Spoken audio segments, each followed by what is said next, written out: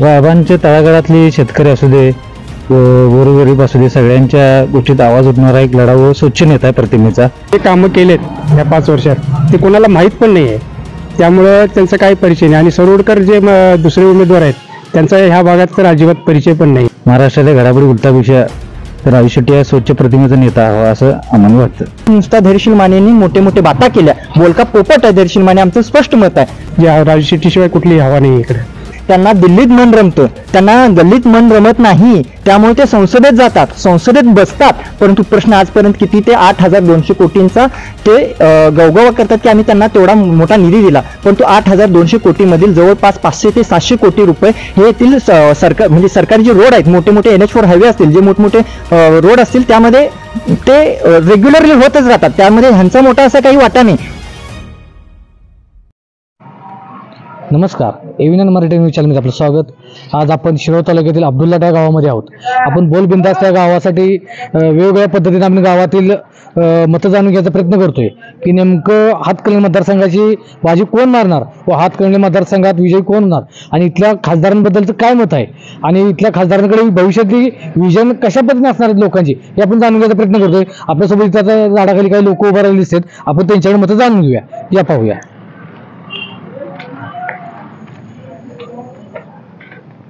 नमस्ते, आपलं नाव? नमस्ते, प्रशांत आवळे. प्रसन्न आहोत. आम्ही आता बोलबिंदाच्या कार्यक्रमामध्ये एव्हीएन मराठी न्यूज चॅनलच्या माध्यमातून आम्ही लोकांची मतं जाणून घेतोय हातकणंगले मतदारसंघातील. आपण एक युवक आहात, काय वाटतं आपल्या हातकणंगले मतदारसंघात कशा पद्धतीने विकास झाला पाहिजे व इथून पूर्वीचा विकास कसा होता आणि आपल्यामधले खासदारांबद्दलची काय काम आहेत? तसं म्हणायला गेलं तर आपल्या या साईडला तर राजू शेट्टींचंच वर्चस्व आहे आणि राजू शेट्टीच निवडून येणार.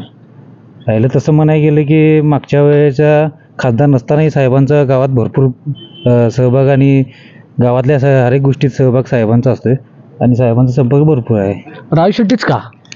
तसं साहेबांचे तळागाळातले शेतकरी असू दे, गोरगरीब असू दे, सगळ्यांच्या गोष्टीत आवाज उठणारा एक लढाऊ स्वच्छ नेता आहे प्रतिमेचा.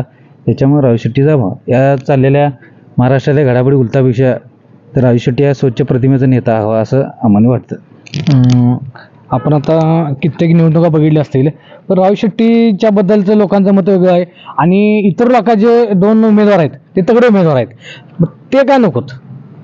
कसं झालंय, आता त्यांनी जे कामं केलेत या 5 वर्षात ते कोणाला माहीत पण नाही आहे, त्यामुळं त्यांचा काही परिचय नाही. आणि सरोडकर जे दुसरे उमेदवार आहेत त्यांचा ह्या भागात तर अजिबात परिचय पण नाही आहे. पण तसं शिरोळमध्ये उलट सरोडकरांचे जास्त मताधिक्य घेतलं असं बोललं जाते. नाही, हे सगळं खोटं आहे. जे राजू शेट्टीशिवाय कुठली हवा नाही इकडे. पण राजू शेट्टी साहेब जसे शेतकरी नेते आपण म्हणता, पण जे सरोडकर आहेत ते स्वतः शेतकरी आहेत, ते MS आहे आणि त्यांनी ॲग्रिकल्चरमध्ये त्यांचा खूप मोठा अभ्यास आहे. ते म्हणतात की मी शेतकऱ्यांचा विषय त्या पद्धतीनं धरून लावू शकतो आणि लोकसभेत त्या पद्धतीने आवाज उठवू शकतो. आता गेली 10 वर्षे ते आमदारकी भोगलेले आहेत, पण तिथल्या लोकांचाच त्यांना विरोध आहे.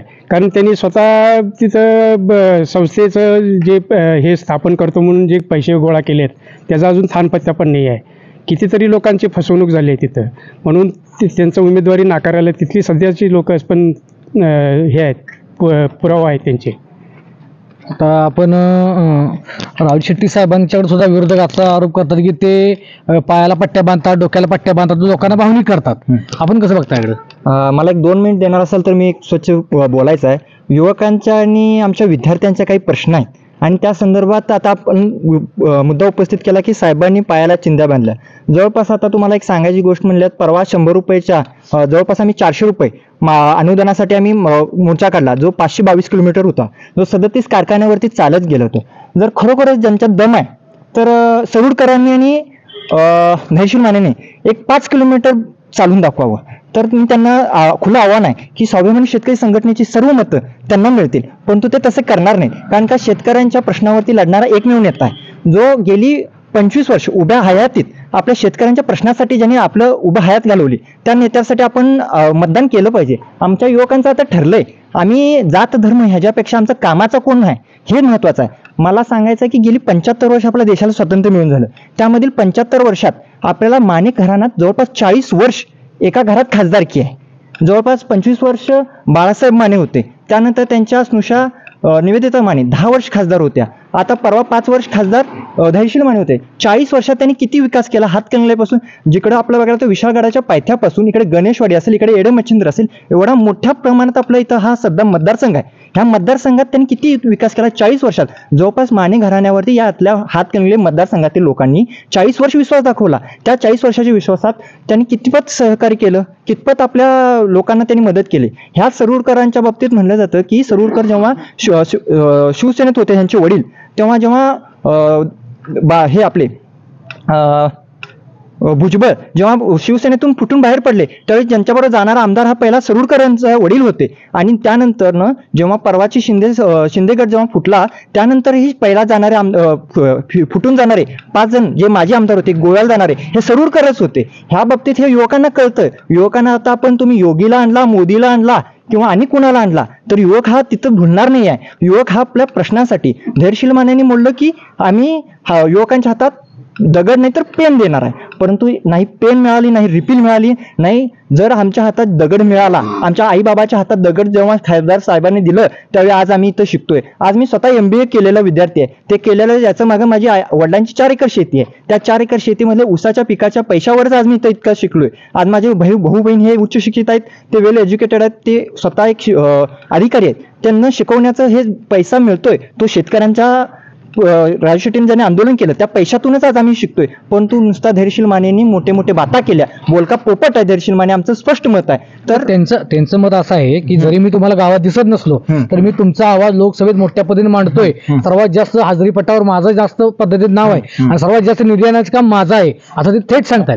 धैर्यशील माने हा बोलका पोपट आहे. धैर्यशील माने जेव्हा इथल्या देशात आपलं आंदोलन चालू होतं तेव्हा ते अहमदाबादच्या क्रिकेट मॅच बघत बसतात. त्यांना दिल्लीत मन रमतं, त्यांना गल्लीत मन रमत नाही. त्यामुळे ते संसदेत जातात, संसदेत बसतात. परंतु प्रश्न आजपर्यंत किती ते 8,200 कोटींचा ते गवगवा करतात की आम्ही त्यांना तेवढा मोठा निधी दिला. परंतु 8,200 कोटीमधील जवळपास 500 ते 700 कोटी रुपये हे येथील सरकार म्हणजे सरकारी जे रोड आहेत, मोठे मोठे NH4 हायवे असतील, जे मोठमोठे रोड असतील त्यामध्ये ते रेग्युलरली होतच राहतात. त्यामध्ये ह्यांचा मोठा असा काही वाटा नाही. परंतु तो 500-600 किलोमीटर रस्त्यालाही आमचा टोल जाणार आहे पुढील 30 वर्ष. हे कोण बोललं जात नाही. म्हणजे आमच्याच पैशानं हे रोड बांधतायत आणि आम्हाला सांगतायत की आम्ही आज 8,200 कोटी रुपये दिले. वेल एज्युकेटेड आपण तिला बोलण्यातून जाणवत आहे, आपली पोटतिडकी जाणवते.